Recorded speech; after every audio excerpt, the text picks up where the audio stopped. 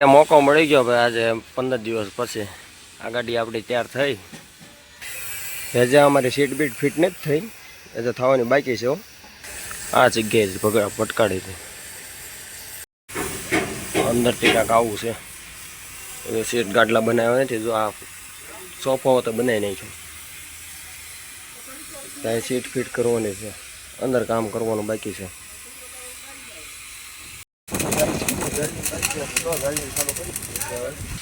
Welding ચાલુ કરીને જો અંદર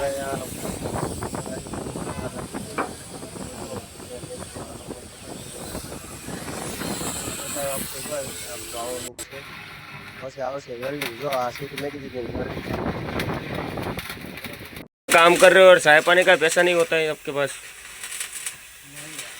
क्यों? हैं? अरे ड्राइवर तो हम है ही, आप लेबर हो तो लेबर चाय नहीं पिलाता है?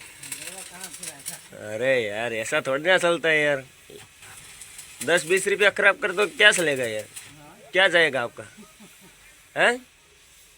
हम तो यार इस सीट पे बैठते हैं तो कई बच्चे लोग को और कई को दे देते हैं हम लोग.